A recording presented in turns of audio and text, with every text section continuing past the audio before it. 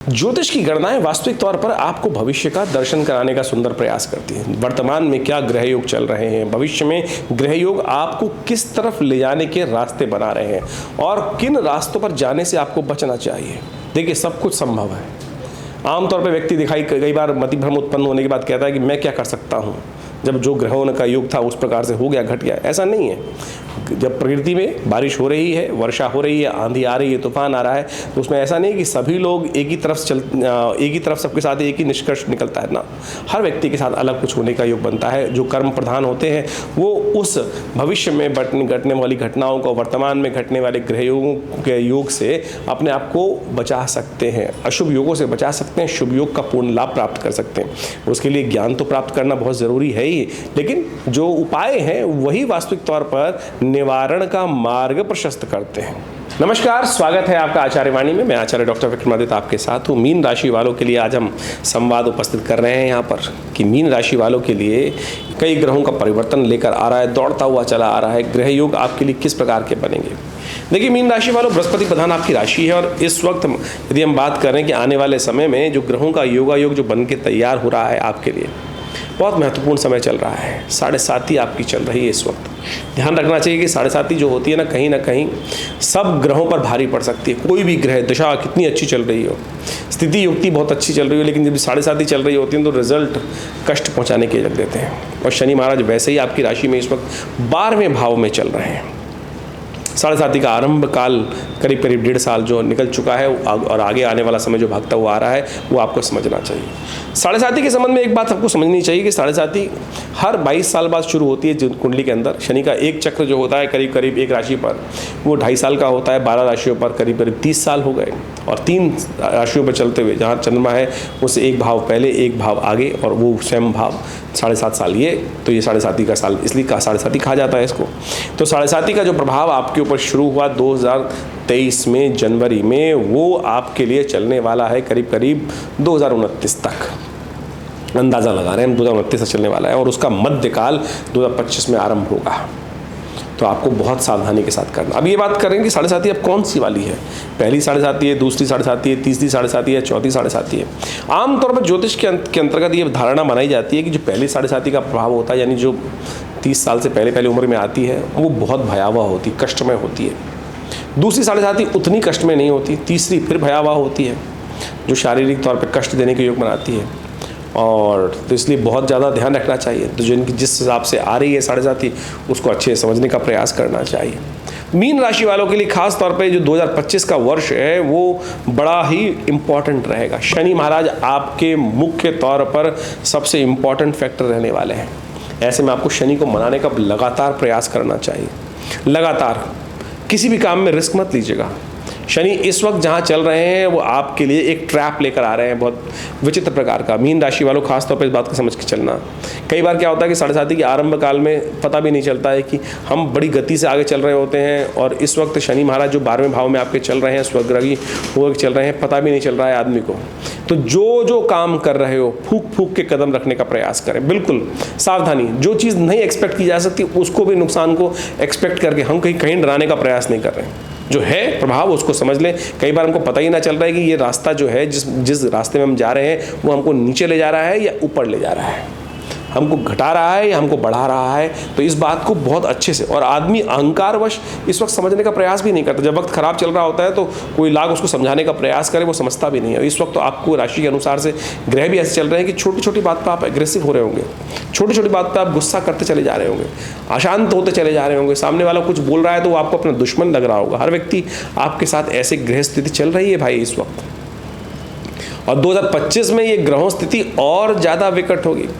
बृहस्पति का लाभ लेने का प्रयास कीजिए। बृहस्पति आपके लिए सपोर्ट कर रहे हैं एक तरह से, और आने वाले समय में बृहस्पति ही है जो आपको बचा के रखने वाले हैं। ज्ञान, आपकी राशि के स्वामी जो है ना वही आपको बचा के रखने वाले हैं। देव कृपा से क्या है कि आने वाले जो 3 साल हैं, चाहे 25, 26, 27, बृहस्पति का मूवमेंट जो लगातार हर साल में एक बार परिवर्तन करने का योग बनता है, वो आपके लिए कहीं ना कहीं फेवरेबल है आपके लिए। तो ऐसे में आपको सबसे पहले तो बृहस्पति का लगातार शक्ति देने का प्रयास करना चाहिए, ब्राह्मणों की सेवा करने का प्रयास।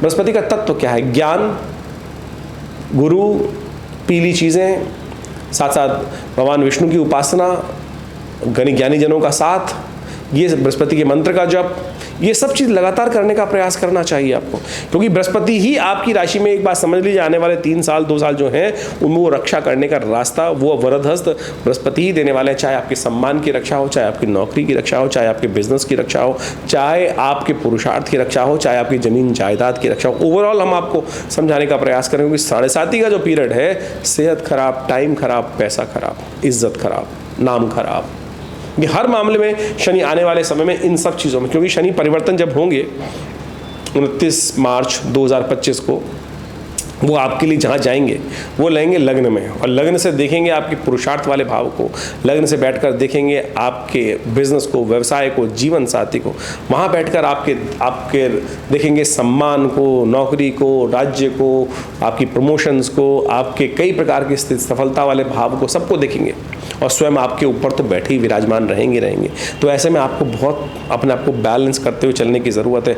नित्यपति शनि का उपाय है, किसी की बातों में ना आए, इस बात का ध्यान रखिए, एग्रेसिवली काम ना करें, बिल्कुल शांति से, शालीनता से 100 बार सोच कर तब कार्य करने का प्रयास करना चाहिए। इस बात को ऐसे समझ लें कि ये समय वो है कि हम जितना कम गड्ढे में जाने का प्रयास करें, नहीं तो क्या होगा, जितने ज़्यादा नीचे आएंगे आने वाले समय में उतना उठने में टाइम लगने वाला है। तो इस बात को आपको मीन राशि वालों खास तौर पे समझने का प्रयास करना चाहिए। शनि का नित्यपति स्तोत्र पाठ करें। शनि इस वक्त तो शनि महाराज और ज़्यादा वक्री भाव में चल रहे हैं, समझ लें कि जो 15 नवंबर तक तो वक्री ही चलने वाले हैं शनि महाराज। तो आपको पूरी तरह से तटस्थ होकर इसके उपाय की पर ध्यान देने की ज़रूरत है। वक्री होकर तो शनि महाराज लग रहा होगा, बहुत बार क्या होता है कि शनि का जो 7.5 का आरंभ काल होता है, व्यक्ति को लगता ही नहीं, अरे नहीं बिल्कुल, अब तो कहीं पंडित जी बता रहे हैं 7.5 कहीं लगी नहीं रहा हमको। तो लेकिन जब इतना ज़्यादा अंदर से समुद्र में पानी जब आता है ना, वो एक बड़ा ज्वार भाटा आने वाला होता है, तो उससे पहले शनि पानी जो है थोड़ा पीछे की तरफ खींचता है, तब उसके बाद लहर दोबारा आती है, तब बहा के कहाँ ले जाके पटकेगी वो भी रास्ता पता नहीं चलेगा। तो ऐसे में इस बात का ध्यान रखते हुए समझें, शनि का उपाय बहुत ज़्यादा परिपूर्ण रूप से करने का प्रयास करें। अब शनि के उपाय जितने शास्त्र बताएंगे वो, क्योंकि आने वाले 3-4 साल जो हैं वो आपको शनि को ही मनाने का प्रयास करना है। शनि को मनाएं, सदा सुख पाएं, ये बहुत ज़रूरी है। ये मुद्रा का अभ्यास करने का प्रयास करें। ये शनि की उंगली है, इसको विशेष तौर पर यहाँ अंगूठी के नीचे दबाकर, ये आकाश मुद्रा है, इसका अभ्यास करने का प्रयास कीजिए। इससे शनि का नेगेटिव प्रभाव जो आपके ऊपर पड़ रहा है वो धीरे धीरे कम होने का योग बनाएगा। ये सबसे बड़ी उंगली को अंगूठे के नीचे लगाकर अंगूठे से दबा देने से शनि का नेगेटिव प्रभाव जो आपके ऊपर पड़ रहा है वो कम हो जाएगा। यहाँ ये विशेष मुद्रा है, ये आमतौर पर लोगों को पता नहीं है। शनि का ये मीन राशि वालों खासतौर पर इस मुद्रा का अभ्यास भी करने का प्रयास करो। अब अंगूठी पे अंगूठी पहने चले जा रहे हैं। हर ज्योतिष के अंदर यही व्यवसाय चल रहा है आज की तारीख में, अंगूठी पहना दो, ये कर दो, वो कर दो, लेकिन सीधी तरह से जो बिना हींग लगे ना फिट रंग चोखा हो वो कार्य हम करना नहीं चाहते। हनुमान चालीसा का पाठ कर लीजिए ना, क्या दिक्कत है। हनुमान जी को स्वयं शनि का आशीर्वाद है कि जब लंका से हनुमान जी को ने शनि को मुक्त कराया, तब शनि महाराज ने स्वयं उनको आशीर्वाद दिया। पीपल का नित्यपति पूजन कर लीजिए, क्या दिक्कत लगती है, कुछ खर्चा नहीं है आपका, वो कर सकते हैं। शनि स्तोत्र का नित्यपति पाठ कर लीजिए। नमः कृष्णाय भी हम सुनाते हैं आपको, वो स्तोत्र सुनाते हैं, बिल्कुल उसको नित्यपति पाठ कर लेंगे तो समझ लीजिए एक बार। आमतौर पर जब वक्त खराब होता है ना, आदमी को कोई उपाय बताओ तो कहता है यही करता रहूँ बस, खाली दिन भर भगवान का नाम ही जप करता रहूँ, कितना कर लूँ, टाइम ही नहीं है मेरे पास।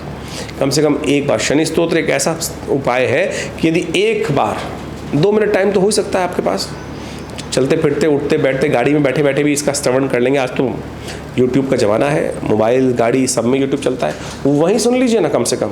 ये एक ऐसा रक्षा कवच है शनि स्तोत्र, जो कहा जाता है कि शनि के नेगेटिव प्रभाव को बिल्कुल समाप्त कर देगा। ये दशरथ जी को शनि ने स्वयं आशीर्वाद दिया था, और पूरे विश्व में, पूरे शास्त्र में, ज्योतिष दृष्टिकोण में, समस्त हिंदू शास्त्र, सनातन शास्त्रों के अंदर एक ही जगह ये स्तोत्र का पाठ आया है। तो आप उसको समझ लें। ये शनि स्तोत्र जो है दशरथ कृत शनि स्तोत्र कहा जाता है, उसका पाठ कर सकते हैं, हनुमान जी का पाठ कर सकते हैं। उपाय अनेक हैं, केवल आपको करने की ज़रूरत है, और थोड़ा शांत होइए साहब।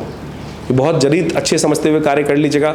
हम समझाने का प्रयास कर रहे हैं। ये वीडियो हमने संवाद जो आपके लिए समक्ष प्रस्तुत किया है, ये हल्के मत लेने का प्रयास करें। परिवर्तन का योग बनेगा आगे, वो जो कुछ परिवर्तन अच्छे भी होंगे, कुछ परिवर्तन खराब होंगे। राहु का परिवर्तन भी 2025 में जो होने वाला है, वो आपके लिए एक तरह से कहीं ना कहीं थोड़ा सा रिलीफ देने की योग बनाएगा। तो आपको सही समय पर हम सही हिदायतें, सही चीज़ें, डायरेक्शन देने का हम लगातार प्रयास करते रहते हैं। आपके मन में भी कोई प्रश्न चल रहे हो तो आप उसमें कर सकते हैं, लेकिन जो उपाय जो बताए जा रहे हैं वो अवश्य करेंगे तो अच्छा रहेगा। देखिए, शनि जब वक्री चल रहे हो, शनि जब अशुभ अवस्था में चल रहे हो, तो कुछ खास उपाय शास्त्र में बताए गए हैं, उनको हमेशा करते रहने चाहिए। और ये एक ऐसे उपाय हैं जो हमेशा कल्याण का मार्ग ही प्रशस्त करते हैं। भारतीय संस्कृति में ज्योतिष की गणनाओं को समझने के लिए तो गणित विज्ञान है और इसकी पूरी गणनाएं मिलती हैं, लेकिन निदान के लिए शास्त्रों में अनेक मार्ग बताए गए हैं।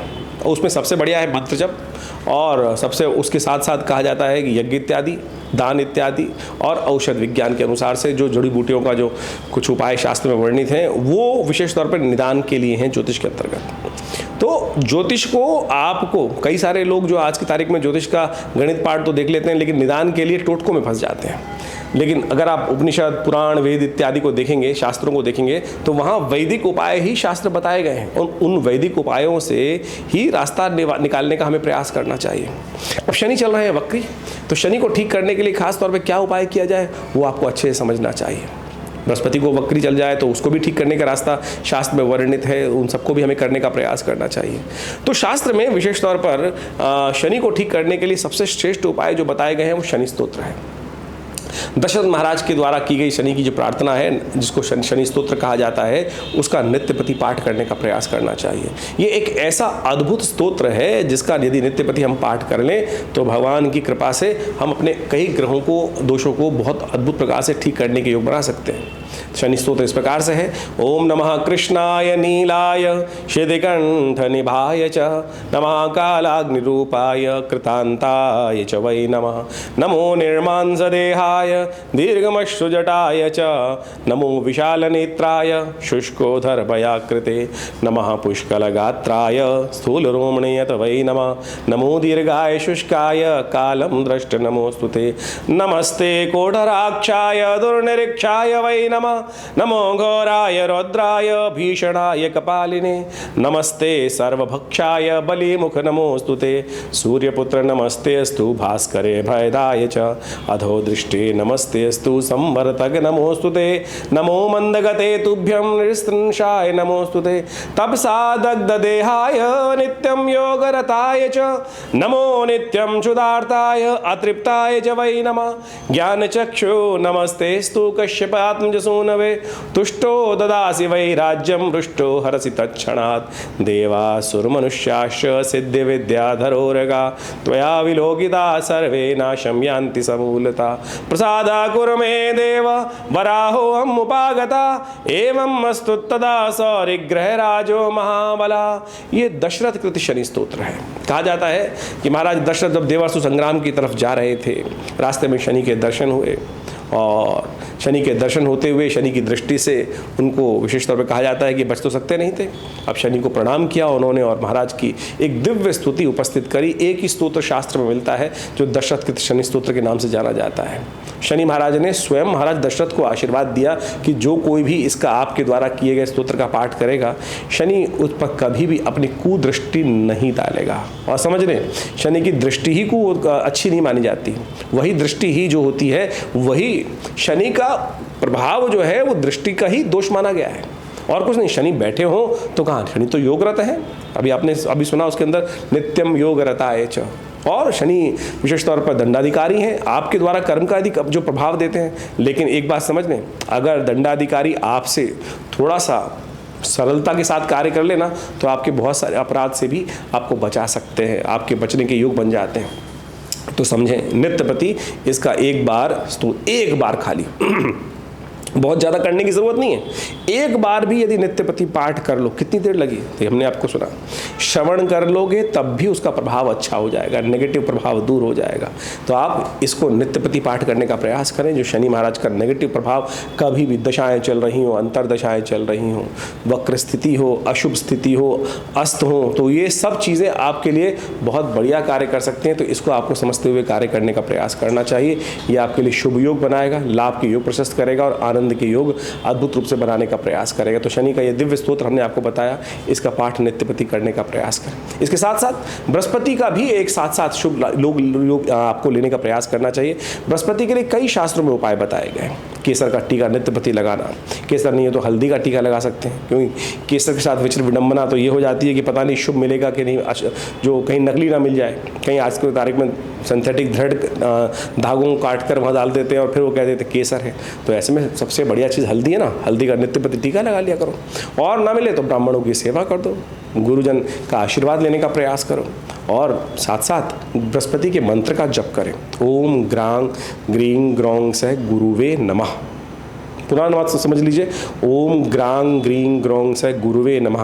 पीले रंग के प्रज्वलित प्रकाश का ध्यान करते हुए यदि 108 बार इस मंत्र का नित्य प्रति पाठ कर लेंगे तो बृहस्पति का जो शुभ प्रभाव है वो भी आपके लिए बहुत अच्छा हो सकता है। हींग लगे ना फिट करे, रंग चोखा हो, ये समझें। हम अनेक विचित्र विडंबनाओं में फंस जाते हैं। कोई नीलम पहनने का प्रयास करता है और पता नहीं शुद्ध मिलेगा कि नहीं मिलेगा, असली मिलेगा कि नहीं मिलेगा।